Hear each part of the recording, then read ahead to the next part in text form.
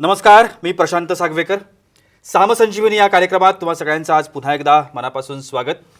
आज आपण चर्चा करणार आहोत कोविड काळामध्ये आयुर्वेदिक व्हेंटिलेटर या विषयावरती आणि मार्गदर्शन करण्यासाठी आज आपल्यासोबत आहेत TATCचे संचालक डॉक्टर विक्रांत पाटील. आपण सरांचं स्वागत करूया.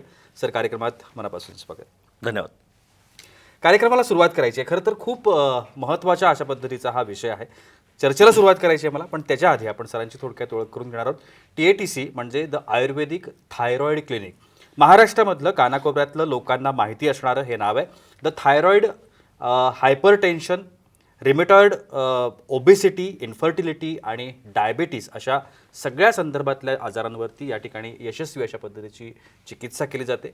संशोधनाचा पाया पक्का असला की येणाऱ्या संकटांमध्ये सुद्धा स्वतःला सिद्ध करता येतं आणि याचंच अगदी मूर्तिमंत उदाहरण म्हणजे TATC. TATCच्या याच सगळ्या गोष्टींमुळे कोविडच्या पहिल्या लाटेत TATCनं 6,000हून अधिक कोविड रुग्णांना यशस्वी उपचार दिले. ICUमध्ये जिथं प्रचलित उपचार पद्धती हतबल झालेली होती अशा रुग्णांना देखील जीवदान देण्याचं काम TATCच्या आयुर्वेदिक औषधांनी केलेलं आहे. कोरोनाच्या या महामारीच्या दुसऱ्या लाटेमध्ये देखील TATC आयुर्वेदाची शस्त्रास्त्र घेऊन कोविड विरुद्ध लढण्यास सक्षमपणे उभा आहे असं म्हणायला हरकत नाही. त्यामुळे आज नेमकं आत्ताच्या या स्थितीमध्ये TATC डॉक्टर विक्रांत पाटील आणि त्यांची टीम नेमकं कशा पद्धतीनं ही सगळी सिच्युएशन फेस करणार आहे याबद्दल मला जाणून घ्यायचं आहे. चला तर मग चर्चेला सुरुवात करूया. सर, पुन्हा एकदा स्वागत. खरं तर ज्या भीतीमधून आपण बाहेर पडलोय असं वाटत होतं आपल्याला, तीच भीती पुन्हा एकदा वर्षाने त्याच सिच्युएशनमध्ये पुन्हा आपण आलेलो आहोत.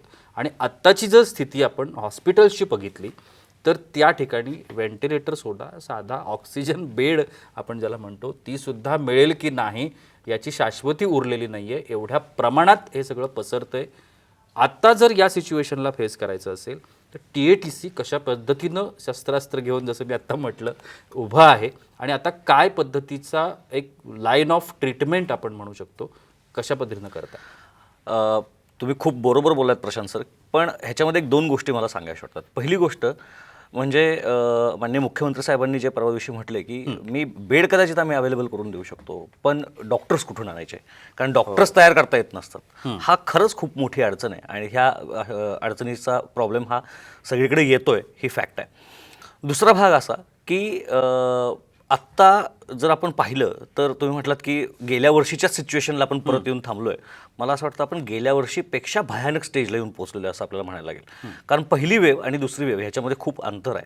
पहिल्या वेव्हमध्ये लहान मुलं शक्यतो बळी पडत नव्हती, आता मोठ्या प्रमाणावरती बळी पडत आहेत. त्यांच्या म्हणजे पहिल्या वेव्हमध्ये माझ्या माहितीमध्ये एकही डेथ लहान मुलांच्यामध्ये नव्हती. ह्या वेव्हमध्ये लहान मुलांचा मृत्यूदरसुद्धा आहे. दुसरी गोष्ट म्हणजे मागच्या वेव्हमध्ये आम्ही पाहिलं की लोकांना 6व्या ते 7व्या दिवशी निमोनिया बसायचा आणि आत्ताच्या वेव्हमध्ये मी पाहतोय दिवसाला 25-25, 30-30 पेशंट आम्ही OPDमध्ये कोविडचे होत आहेत एका दिवसाला. आणि ह्यांच्यामध्ये 3ऱ्या-4थ्या दिवशीसुद्धा लोकांना निमोनिया बसतोय आणि तो अतिशय फास्ट वाढतोय.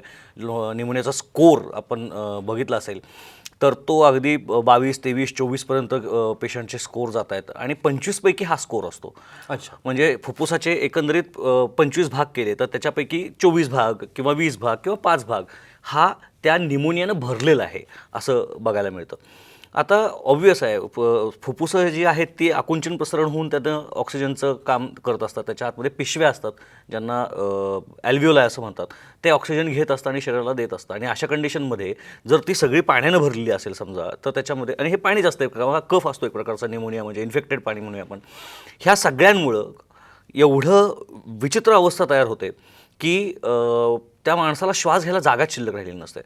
ज्यावेळेला गेल्या वर्षी ज्यावेळेला पहिली ॲटॉप्सी म्हणजे ज्याला आपण पोस्टमॉर्टम म्हणतो, कोविडच्या पहिल्या पेशंटचं हैदराबादमध्ये डॉक्टर राव म्हणून आहेत त्यांनी पोस्टमॉर्टम केलं, त्यावेळेला त्यांच्या असं लक्षात आलं की हे 2 लंग्स जे आहेत ना त्यांचं साधारणपणे वजन 700 ते 800 ग्रॅम असतं.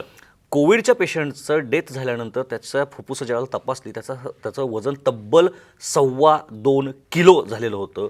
एवढ्या मोठ्या प्रमाणावरती आतमध्ये इन्फेक्शन साठलेलं असतं, हे सगळं होत असतं. आणि आता हे ज्यावेळेला आपण 2.25 किलो म्हणतो त्यावेळेला जेव्हा एखाद्या पेशंटला इन्फेक्शन बसलेलं असतं आणि त्याला निमोनिया बसलेला असतो, ते सगळं पाणी तो त्या छातीमध्ये घेऊन फिरत असतो आणि म्हणून त्याला छाती दाट झाल्यासारखी, घट्ट झाल्यासारखी वाटत असते, श्वास घ्यायला त्रास होत असतो. हे ह्या वेव्हमध्ये खूप मोठ्या प्रमाणावरती होत आहे. आधीच्या वेव्हमध्ये हे तेवढ्या प्रमाणात होत नव्हतं. आता दुसरा भाग असा आहे की हे खूप इमिजिएटली होतं आहे आणि खरं तर बेड अवेलेबल नाहीत. मी आत्ता पुण्यावरून मुंबईला आलो, स्टुडिओमध्ये येताना सुद्धा माझे जवळपास मी 10 ते 12 फोन मी अटेंड केलेले आहेत की डॉक्टर कुठे व्हेंटिलेटर मिळेल का म्हणून. आणि हे सगळे जवळचे असतात, कोणी माहितीतले असतात, ओळखीतले असतात, मित्र असतात, हे कंटिन्युअस फोन करत असतात. पण हा प्रकार एका बाजूला होता. आता दुसरा प्रकार आमच्याकडे सुरू झाला आहे. आता आम्हाला कधी कधी ICUमधून फोन येतो, डॉक्टर आयुर्वेदिक काही इमर्जन्सीसाठी आयुर्वेदिक मेडिसिन काही आहे का. मागच्या आठवड्यामध्ये मी रात्री 12:30 आणि 1 वाजता ICUतले फोन अटेंड केले डॉक्टरांचे की डॉक्टर पेशंट असा बॅड झालेला आहे आणि तुम्ही काहीतरी औषध इमर्जन्सी देऊ शकता का.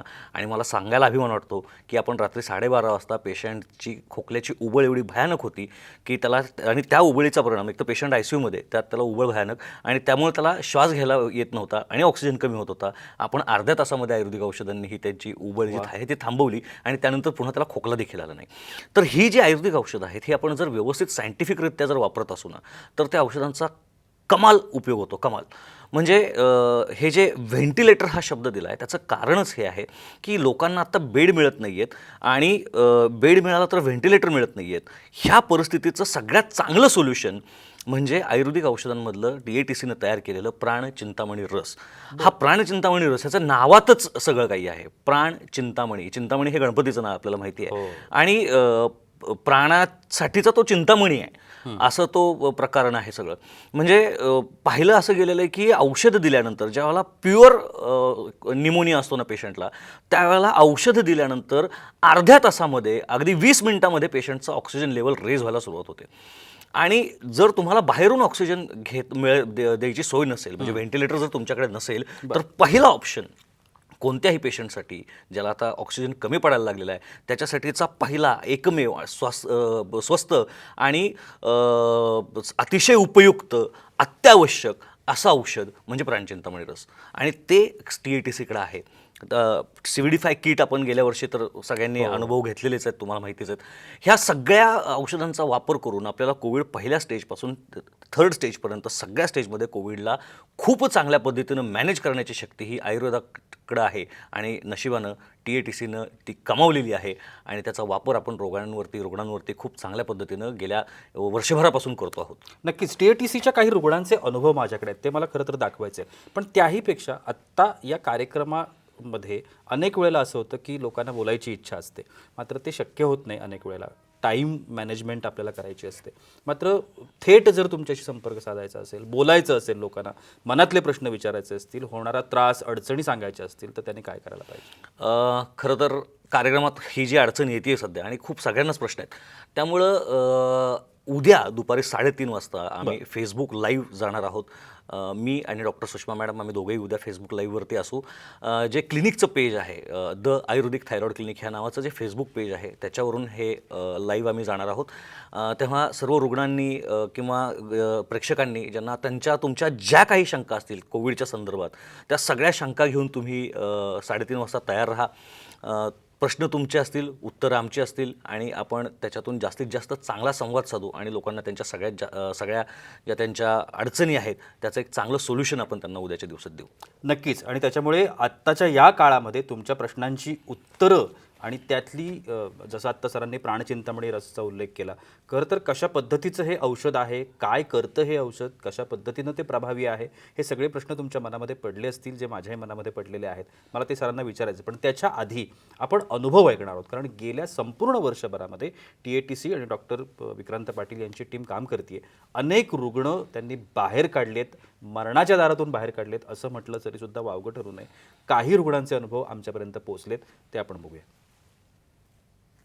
मी प्रज्ञा कुलकर्णी. एक 7-8 दिवसापूर्वी मला थोडं बरं नाहीसं झालं, पित्त झालं होतं, उलटी झाली. तर एवढं विशेष त्याचा कॉग्निजन्स जास्त घेतला गेला नाही, कारण करोना किंवा ह्याच्याबद्दल थोडे अनभिज्ञ होते. पण जेवण जाईना आणि अशक्तपणा आला होता. तर माझ्या मुलाचे डॉक्टर विक्रांत पाटील यांना कन्सल्ट केलं. त्यांनी CT स्कॅन काढायला सांगितलं होतं. अगदीच वाईट रिपोर्ट आलेला होता. पण साक्षात धन्वंतरी माझ्या मदतीला आले आणि त्यांनी त्यांच्याकडले प्राण चिंतामणी आणि ते जे काय किट आहे संपूर्ण आयुर्वेदाचं, तर त्याची त्यांनी मला औषधोपचार केले आणि आता मला एकदम खूपच बरं वाटतं आहे. केवळ आणि केवळ त्यांच्यामुळे माझा पुनर्जन्म झाला. डॉक्टर विक्रांत पाटील यांना नुसतं थँक्स म्हणण्यात तो त्यांचा अपमान होतो, कारण त्यांनी माझ्यासाठी केलेली गोष्ट ह्याच्यापेक्षा खूप मोठी आहे. त्यामुळे त्यांना शतशः प्रणाम करते. आणखीन अजून काय बघू, खूप मोठं माझं त्यांनी हे केलेलं आहे. आमच्या कुटुंबावरती त्यांचे खूप मोठे उपकार झाले. नमस्कार, मी सुकन्या भालेकर. माझे बाबा कैलास भालेकर गेल्या महिन्यात कोविड पॉझिटिव्ह निघाले होते. कोविड पॉझिटिव्ह असल्यामुळे त्यांना O2 सॅच्युरेशन खूपच ड्रॉपडाऊन झालं होतं. O2 सॅच्युरेशन ड्रॉपडाऊन असल्यामुळे त्यांना डॉक्टरांनी ICUमध्ये ॲडमिट करायला सांगितलं होतं. ICUमध्ये ॲडमिट करून देखील कशा पद्धतीनं ह्या सगळ्या रुग्णांवरती TATCनं उपचार केले होते आणि कशा पद्धतीनं हे रुग्ण या आजारातून बाहेर पडलेत हे आपण ऐकलेलं आहे. TATC doctor Vikrant Patil, doctor Sushma Patil हे गेल्या वर्षभरापासून सातत्यानं या उपचारांवरती केंद्रित आहेत आणि खूप चांगल्या पद्धतीची आयुर्वेदिक मेडिसिन्स त्यांनी तयार केलेली आहेत आणि ती आत्ता कोविड रुग्णांसाठी अतिशय प्रभावी ठरत आहेत. कशा पद्धतीनं प्रभावी ठरत आहेत, काय ठरत आहेत हे मला सगळं जाणून घ्यायचंच आहे. पण तुर्तास वेळ होते का छोट्याशा विश्रांतीची, कुठे जाऊ नका, पाहत राहा साम संजीवनी.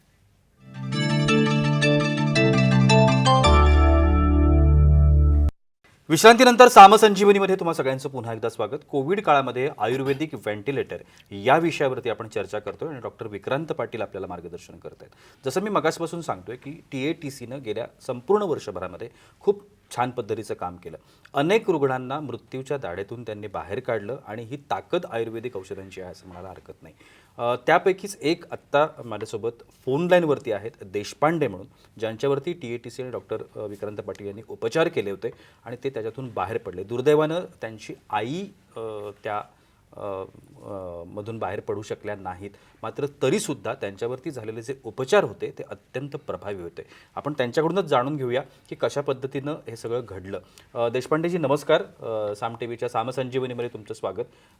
काय अनुभव होता हा संपूर्ण कोविड काळामधला, काय सांगता येईल? तर माझ्या आईचं डी डायमर हे 6,600 होतं आणि मला पाटील डॉक्टरांचं रेफरन्स मिळाला. मी त्यांच्या टॅबलेट्स माझ्या आईला दिल्या तर 2 दिवसामध्ये ते 750 वरती आला.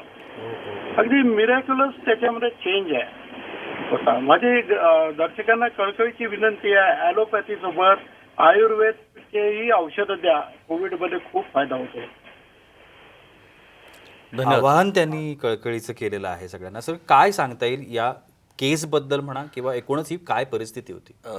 देशपांडे सरांच्या आईंची केस आमच्याकडे शनिवारी संध्याकाळी आली आणि हॉस्पिटलमधून त्यांना सांगण्यात आलं होतं की आता तुम्ही घरी घेऊन जा, फार तर फार 1 दिवस किंवा 2 दिवस आता त्यांचं लाईफ राहिलेलं आहे आणि तुम्ही इथून त्यांना घेऊन जा असं हॉस्पिटलमधून त्यांना सांगण्यात आलं. तर त्यांना ते फोर्सफुली ॲडमिशन तिथून काढायला लावलं त्यांचं.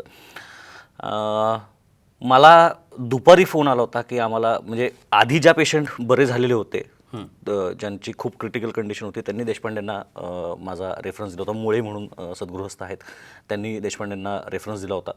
आणि मग नंतर मला कळलं त्यावेळेला असं कळलं की त्यांचा डी डायमर खूप वाढलेला आहे. म्हटलं ठीक आहे आपण कमी करूया असं म्हणून मी उपचारासाठी मागितलं. मग ते त्या दिवशी बरोबर आता पुण्यात लॉकडाऊन लागायला सुरुवात झाली संध्याकाळी 6 वाजता. त्यामुळे त्यांनी म्हटलं की यायला जमणार नाही तर मी उद्या सकाळी येऊ का. आणि तोपर्यंत बोलण्याच्या ओघाओघात मला कळलं की हे डॉक्टरने असं सांगितलं की फार तर फार 1 किंवा 2 दिवस आता म्हणून.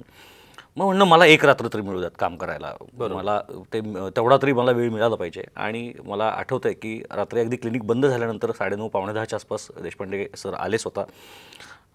आईंसाठीची औषधं त्यांना दिली आणि त्यानंतर मला वाटतं 3 किंवा 4 दिवस आई व्यवस्थित राहिल्या आयुर्वेदिक औषधाच्या जीवावरती. आणि त्यानंतर त्यांचं हे झालं. पण शनिवारी त्यांचा जो हॉस्पिटलमधून डिस्चार्ज घेताना जे रिपोर्ट केले होते त्याच्यामध्ये डी डायमर, म्हणजे आपल्याकडे सुद्धा तो फोटोज अवेलेबल आहेत मला वाटतं, डी डायमर 6660 समथिंग काहीतरी होता. आणि 2 दिवसामध्ये सोमवारी त्यांनी पुन्हा तो चेक केला, त्यावेळेला तो डी डायमरचा रिपोर्ट जो आहे तो 750 वरती आला होता. आता हा डी डायमर म्हणजे काय, तर हे मला सांगता येईल. हे अजून एका पेशंटचे रिपोर्ट्स आपल्याला पाहायला मिळतील. यांच्यामध्ये सुद्धा 3 दिवसामध्ये किती कमी आला होता ते बघायला मिळतील आपल्याला. या गोष्टीमध्ये असं होत असतं की हा त्यांचा 750 वरती आलेला आहे 2 दिवसामध्ये. मी साईडला तारखासुद्धा टाकलेल्या आहेत. हा दुसरा अजून एक पेशंट आहे ज्यांचे 3000 होता, 3000 समथिंग, तो 3 ते 4 दिवसामध्ये 1115 पर्यंत आलेला आहे. तर सायटोकाईन स्टॉर्म नावाचा एक प्रकार असतो. म्हणजे कोविडमध्ये ज्यावेळेला इन्फेक्शन होतं, मुळात कोविडच्या आपण स्टेजेस समजून घेतल्या पाहिजेत. जवळपास 80% लोक असे ज्यांना कोविडचा खरं तर त्रास होत नाही, पण ते 80% कोण आहेत हे आपल्याला माहीत नाही आहे, पहिली गोष्ट. दुसरी गोष्ट अशी की ज्यावेळेला कोविडचं इन्फेक्शन होतं त्यावेळेला पहिल्या 2-3 दिवसामध्ये काहीतरी लक्षणं दिसतात. आणि मी जसं म्हटलं की 4थ्या-5व्या दिवशी सुद्धा लोकांना निमोनिया बसू शकतो. आता शरीरातल्या ज्या सेल्स आहेत त्या व्हायरसला नष्ट करण्यासाठी म्हणून स्वतःमध्ये एक मॅक्रोफॅज नावाचा प्रकार असतो, मॅक्रोफॅजेस नावाचा जो प्रकार असतो त्या रिॲक्शनला जातात. आणि मॅक्रोफॅजेस प्रकारच्या सेल आहेत, तर त्या स्वतः त्या सेलला नष्ट करायला लागतात. आणि ह्याच्यामधून इन्फ्लेमेशनचा प्रकार व्हायला लागतो, म्हणजे सूज यायला लागते. आणि हे इन्फ्लेमेशन सगळ्या शरीरामध्ये पसरायला लागतं. आणि त्यातला हा मार्कर आहे डी डायमर नावाचा. आता ज्यांचे पेशंट्स हॉस्पिटलमध्ये ॲडमिट आहेत त्यातल्या बऱ्याचशा लोकांना डी डायमर आता माहिती झालेलं असेल. तर हे इन्फ्लेमेशन होत जातं आणि नंतर एका ठराविक दिवसानंतर, म्हणजे साधारणपणे 8-9 दिवसानंतर किंवा 14व्या दिवसानंतर तो कोविडचा व्हायरस नष्ट झालेला असतो, तिथे नसतो.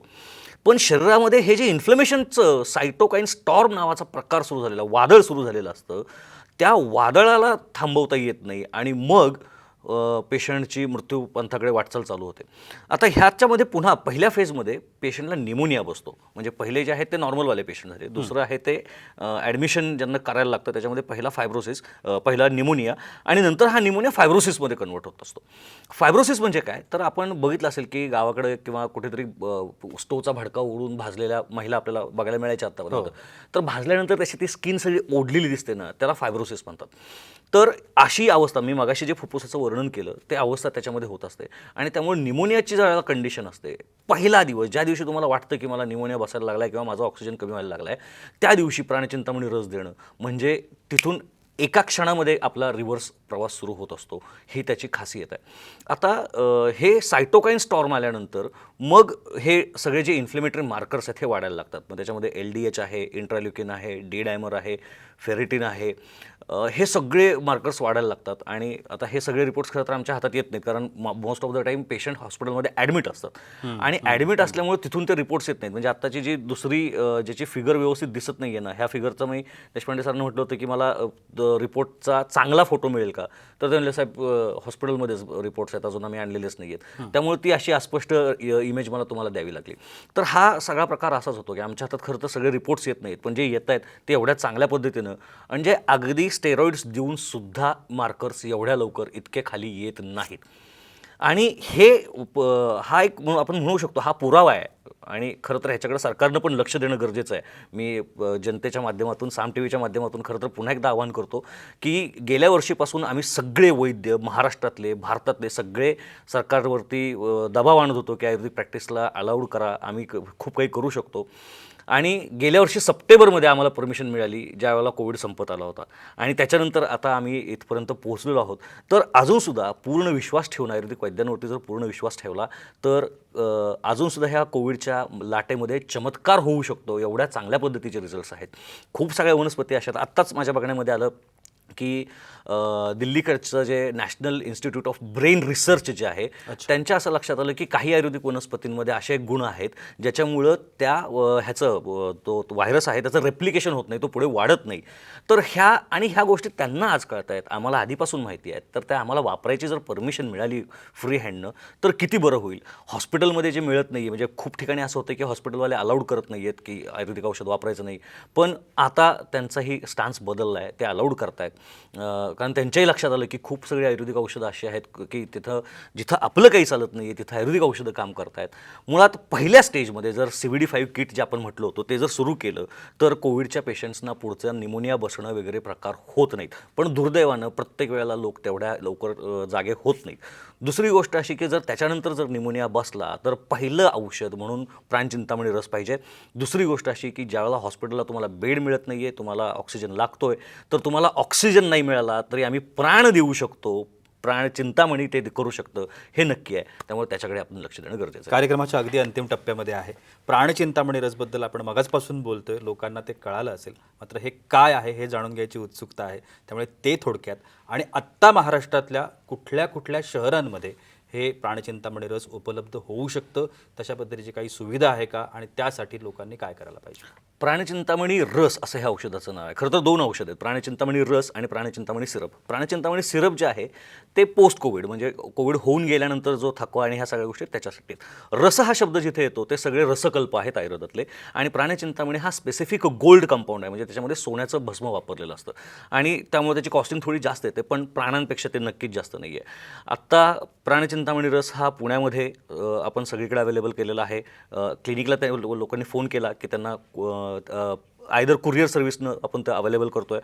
पुणे, त्यानंतर मुंबईमध्ये अवेलेबल आहे, नाशिकमध्ये अवेलेबल आहे, कराडमध्ये आहे, इस्लामपूरमध्ये आहे, औरंगाबादमध्ये आहे आणि आता हळूहळू तो महाराष्ट्राच्या कानाकोपऱ्यात जायला लागलेला आहे. आणि मोस्टली आम्ही ते सगळे डॉक्टरांच्या थ्रूच अवेलेबल करणार आहोत, कारण आम्हाला ते मेडिकलमध्ये अवेलेबल करायचे नाहीत. कारण त्याबरोबर त्याच्यासाठीचा जो सल्ला आहे की ते औषध कसं खायचं ते पर्सन टू पर्सन बदलतं. कोणत्या पेशंटला किती डोस द्यायचा हे डॉक्टर ठरवणार आहे आणि त्यामुळे डॉक्टरांच्या माध्यमातून आपण ते सगळीकडे उपलब्ध करतो आहे. तेव्हा जेव्हा प्रेक्षकांना ते गरज वाटेल त्यांनी क्लिनिकला फोन करावा. आम्ही सगळ्या गावांमधल्या वैद्यांची नावं आणि तिथेची लिस्ट आपण त्यांना प्रोव्हाइड करून देऊ. निश्चितपणानं खूप छान पद्धतीची माहिती आजच्या कार्यक्रमाच्या माध्यमातून आपल्यापर्यंत पोहोचतीये. कोरोनाच्या या संपूर्ण काळामध्ये हे प्रभावी औषध आहे आणि हे औषध लोकांना प्रभावी ठरतंय.